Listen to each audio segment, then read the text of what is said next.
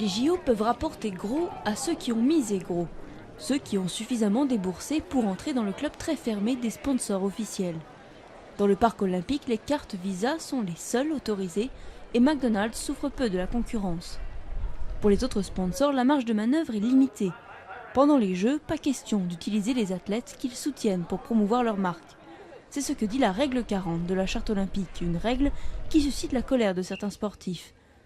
La championne olympique Sanya Richards-Ross a ainsi lancé avec d'autres athlètes américains une campagne de protestation contre le CIO, le Comité international olympique, qu'ils accusent de protéger ses propres partenaires au détriment de ceux des sportifs.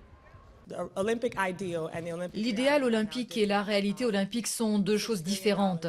6 milliards de dollars vont changer de main pendant ces Jeux. Quand je vois certains de mes camarades, je me rends compte que j'ai beaucoup de chance de participer aux Jeux olympiques, car beaucoup d'entre eux se battent pour vivre de leur sport. Mais je pense que c'est injuste que les athlètes ne soient pas pris en considération, ne puissent pas prendre part à ces discussions. Pour dénoncer l'interdiction qui lui est faite de promouvoir son sponsor, la coureuse américaine Dawn Harper a ainsi publié sur Twitter cette photo d'elle-même, bâillonnée. Ainsi attaqué, le CIO a riposté qu'il était de son devoir de protéger les sponsors officiels qui font vivre le mouvement olympique. Pour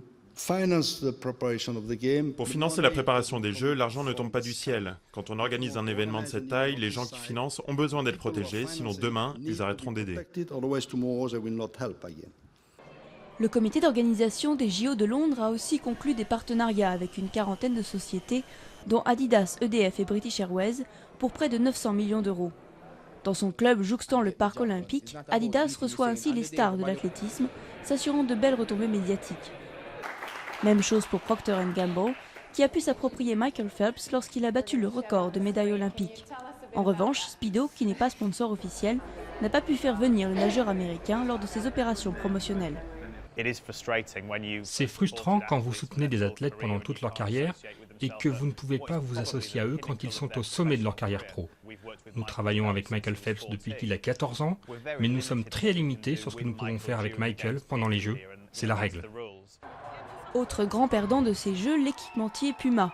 Les soirs de victoire, l'ambiance jamaïcaine est là, les t-shirts griffés aussi, mais pas Usain Bolt, qui est pourtant le meilleur ambassadeur que la marque ait jamais pu rêver avoir.